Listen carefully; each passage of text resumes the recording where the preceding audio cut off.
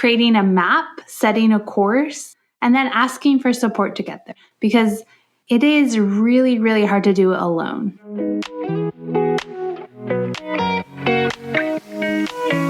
Hello, and welcome to Feeling Money, where we explore where money meets real life. I'm your host, Rachel Kinney. I'm a financial therapist who is curious about the meaning and power that money has in our individual stories, in our relationships, and in our wider communities. Let's get to it. Hello, this is Feeling Money. I am Rachel Kinney, your host. This is another edition of Ask a Financial Therapist. In these episodes, I break down questions that you have given me at feelingmoney.com or through social media or email. And it's just a really great way to actually get into the nitty-gritty and the details of life, because we can read all the different how to invest, how to do this, how to deal with money, how to budget, but oftentimes our questions are a little bit more personal. So I have 3 great questions for you today, and I'm so excited. So we're just going to dive right in. Our first question comes from Amy, and this question is awesome, and it's basically why I started this podcast for questions like this. She writes, "For the majority of my childhood, I grew up financially secure and fairly oblivious to money. I never had an allowance, and my parents never talked about money, but it was never a big deal. However, my parents split up during my early adolescence, and money became a very big deal. My mom's job was commission-based, so the only reliable income each month was the alimony and child support. I can remember weeks where my babysitting money bought our groceries. My parents' divorce was acrimonious, and they spent almost 4 years fighting about money. Not me. My father was more interested in my college fund than where I actually went to college. In fact, he emptied my college fund in my junior year of high school and limited my options to state schools. I got myself through college with part-time and summer jobs. I started my chosen career path at a paltry $8.63 an hour. Ever since the divorce started, I've been very laissez-faire about money. If a friend needs dinner, well, it all comes out in the wash. Not making enough money, but I love what I do. I go out of my way not to care about money because I never want to be like my father. But now I'm 45 and single, and I'd like to retire at some point. I'd like to buy a house in my new city. I have several retirement accounts from all my assorted jobs, but I don't even know what's in them all. I don't even know where to start." Amy, thanks for writing in, and thanks for being so thorough in your question. I just want to say your relationship with money is more than a relationship to numbers or what's in your bank account. It has a story for you. It has conflict embedded in this relationship. So, of course, it's kind of scary to look at money. It's a little bit daunting. It caused so much stress for you, for your household growing up. It caused stress and conflict. So your reaction to it is really normal. The way that you feel safe around money, which is this stressor in your life, is to not think about it, to just be okay with it, to do everything that you can to not be like your father. That is really the line that stood out the most to me in this question, which is, I go out of my way not to care about money. I think that's so common. Ted Klontz is a financial therapist and writer, and he has different money scripts that are sort of the narratives that we give ourselves around money, and we all have them. And a lot of the work that we do in adulthood is to rewrite and rewire some of those narratives. So he has one that's called "Money is Bad." That's the mantra. That's the narrative. That's the script. But I would say for you, it is money brings conflict. Money destroys connection. You never want to put money above people, and I really hear that in your letter. But questions like this, and partly this exact question, is why I made the podcast, my own experience with something like that. So there's often a lot more to our relationships to money than just how we feel about numbers or spreadsheets. It's emotional. It's like food or sex or these other resources that we have relationships with. So the first thing I want to say is you've taken the first step here, and that's really awareness. You're not out here not knowing where your behavior and actions are coming from. You know. And that's really the first step, that kind of insight and self-awareness. This is foundational to writing and rethinking your new relationship with money and creating that.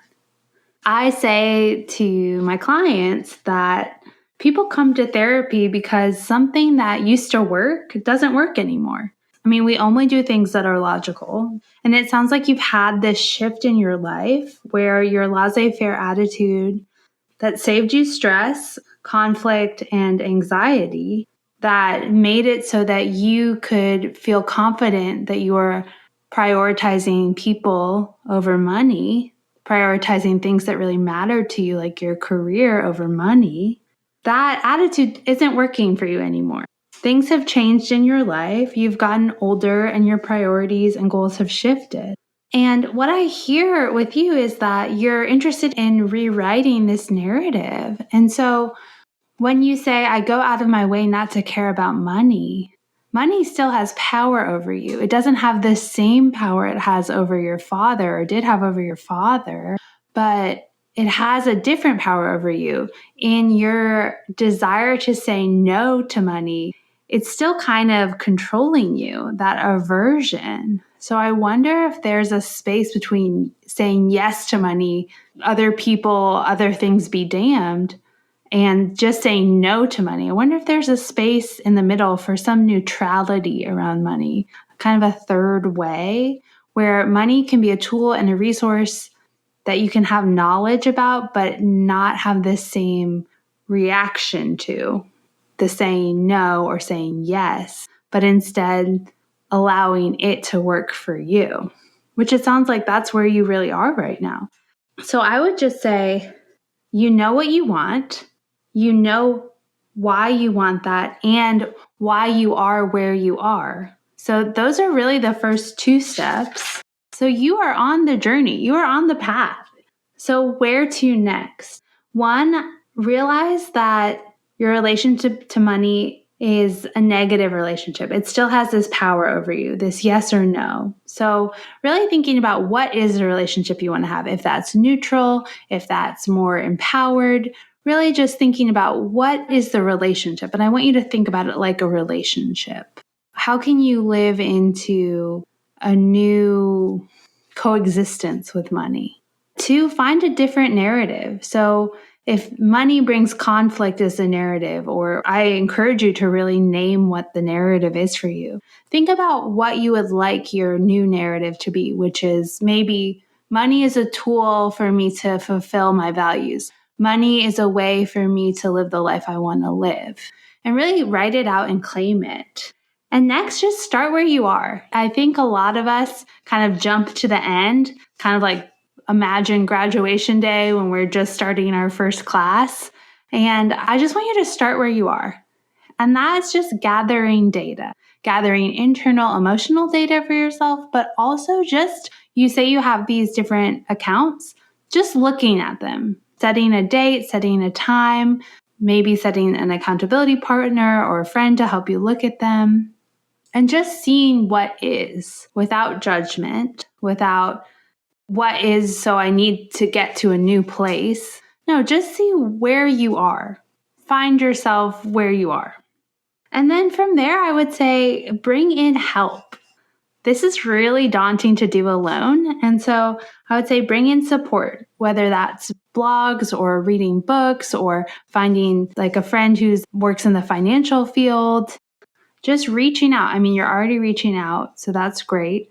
But first, gathering and orienting yourself about where you are on the path right now, and then thinking about your goals and your priorities and your values, kind of creating a map, setting a course, and then asking for support to get there. Because it is really, really hard to do it alone. We often need guides and we often don't get them. And so it's important to help assemble a team, whether that's just informational or resources or actual people in our lives. So that's what I would encourage you to do. And then, check in back with me and tell me how it's going whenever you're just a little bit more settled on your path here. But you're doing great. You know so much. You have so much awareness. And I really think that you have the capacity to rewrite this narrative, figure out where you are, set some goals, and create a team to get you where you want to go. Thanks so much for writing in. The next question is a little bit different. It's a little bit more straightforward, less personal. And it is, does it matter if I donate to a campaign? So we are definitely in campaign season right now. Things are tumultuous, and that's an understatement. So I want to answer this question in general, and then I want to answer it for where we are right now. And I'm recording this podcast less than a month away from our national election. So yes, it does really matter, and it does really help. It can be really easy to fall into the trap to be cynical of like, what does my $5 mean? Or what does my $100 really mean? These are people who have tons of money and sophisticated campaign. But in general, here are just some things to know about donating to a campaign. Oftentimes, it's best to donate earlier. This helps certain candidates really coalesce support and show that they do have a wide base of support. Even with small donors, that's often better because it's not about how much you give, it's about how many donors they have. It can show preference for underdogs in the race or candidates that aren't the front runner. I think about Andrew Yang or Pete Buttigieg, in the Democratic primary. So oftentimes giving during the primary or before the primary can be really helpful to candidates. Even just if you like them and maybe you don't even think they're going to make it all the way, but it just shows support and it can help them further their issues or platforms that you really believe in. Small donors really do matter because the number of donors is important about getting on the debate stage, but also just to show a broad range of support. And small donors really matter for candidates who are trying to do campaign finance reform, which should be every candidate. I would say that it's so exciting to get involved in the horse race of the presidential election, but the more local the election, the more your dollars and the more your vote really matters. So I would encourage you to look at House level, state Senate level. Heck, nationally we have a Metro Council, your school board. So wherever people are running at the city level or your state level, your donations will have a much larger impact in that race because there aren't wide networks of PACs or super PACs who are donating oftentimes. So your $20 means a lot more for a Metro Councilwoman's race than maybe the president. So if you are involved in local politics or want to be, that's where I really would encourage you to also look to donate. Also, thinking about donating off season, meaning kind of before races really happen. That's not right now. But again, if you really want your donation to have more of an impact, it's important to look in the more off seasons of politics when get out the vote drives or helping a candidate really get name recognition or helping them really launch their campaign is going to be huge for that candidate. And if you believe in what they're doing and you want to support the work that they want to do, the message they want to bring, I would really encourage you to think about donating earlier than October or November. So that's not the case now. Now we're in October. So what to do now? Number 1, vote. Register to vote and vote. I would say 2, still look at your local and state races. They're going to need your money the most right now. Look at races where this extra push at the end would be helpful. Another more famous podcast is doing an Adopt a State program and looking at some swing state races or looking at some races where a little extra money, a little extra get out the vote, a little extra ad money would be really helpful. So really trying to determine where your money could make a good impact. You could donate directly to get out the vote efforts or to groups working on voter suppression right now, the groups that are working on making sure that we have free and fair elections. And it doesn't hurt to ask. If you're talking about a local race or a state race, just email them and ask what would be the most helpful. It could be volunteering and not donating. I think people would be really open to hearing from you and wanting your help. And I would say donating is important just for that day after election feeling, to where you wake up and you think, I did all that I could. I gave, I volunteered, I called my sister to make sure she was voting. I did all that I could, just in case your candidate doesn't win. And lastly, vote. I'm going to say it again. Register to vote, give people rides to the polls if they need it, call your friends, make sure they're voting. At the end of the day, that is what's going to decide the election. But that's a great question. I love that question. And vote. Okay, our last question. The first thing anyone says is budget. That's cool, but I have a history of a long-term eating disorder. I'm in recovery and doing okay. But the thought or mention of any kind of restriction or tracking kicks up warning bells in my head, and my inner rebel starts flipping tables in my head.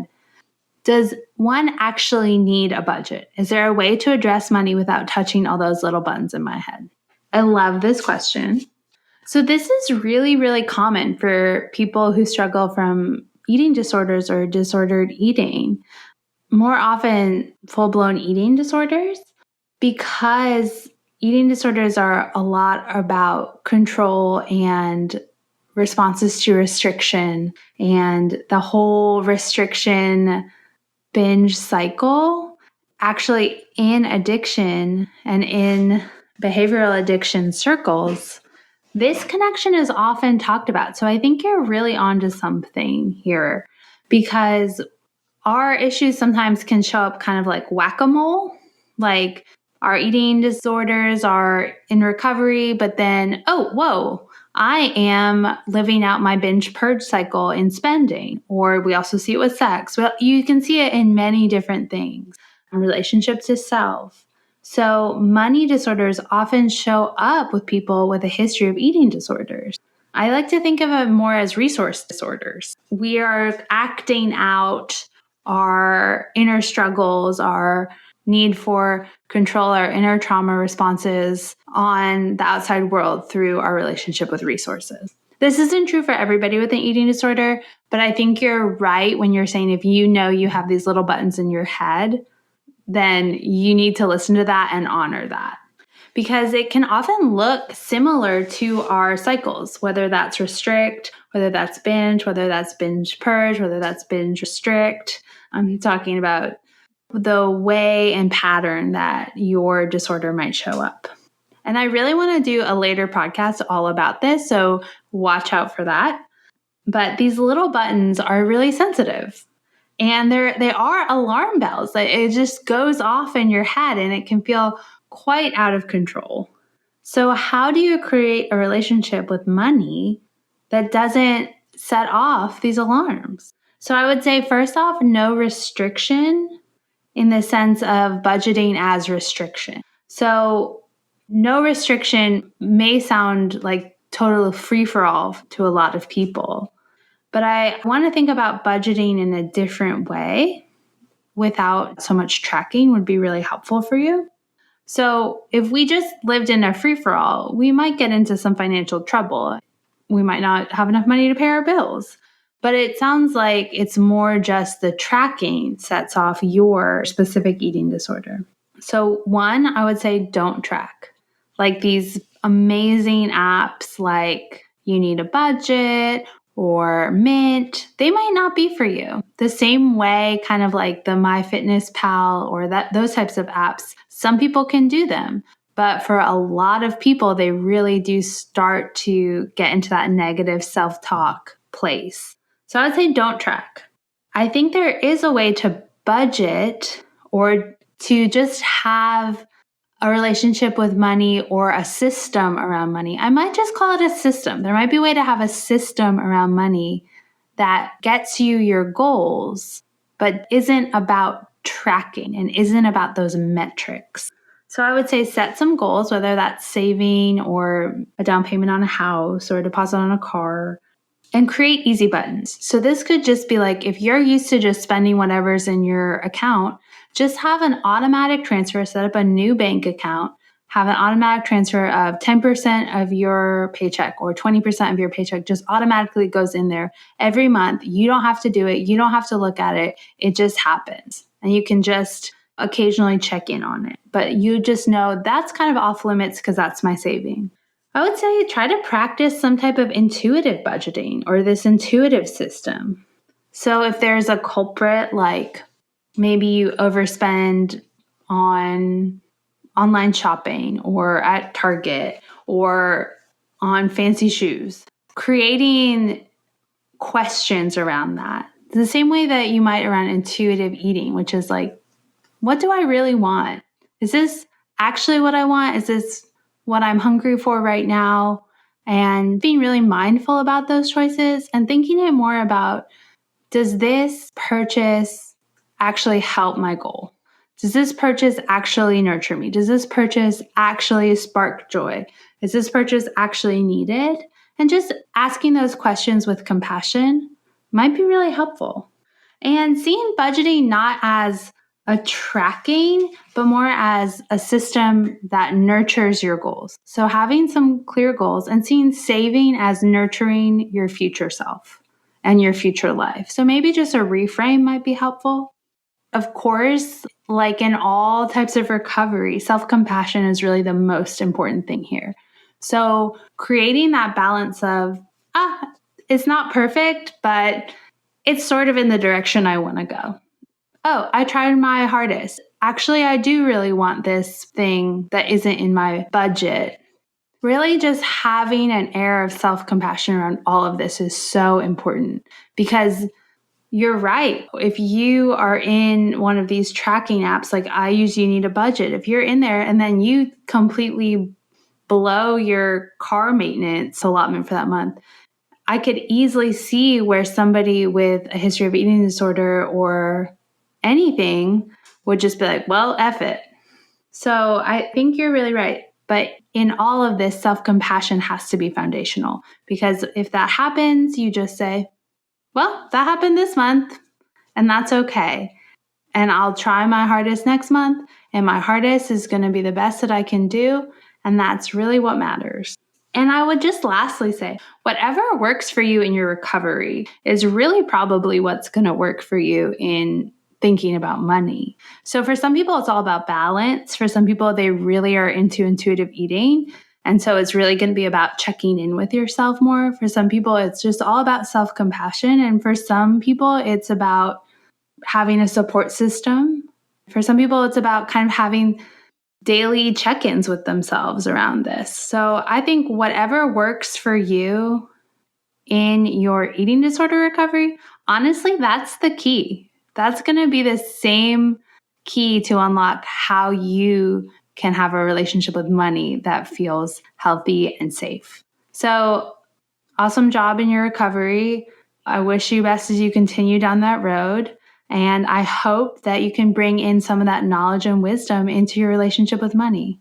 Thanks so much, everybody who submitted a question. If you want to submit a question or you have comments or questions for me, hit me up at feelingmoney.com. You can email me at hello@feelingmoney.com, or you can find me on Insta at feelingmoney or on Twitter at money_pod. I can't wait to see you all again, and I hope I hear from you soon. Have a great day.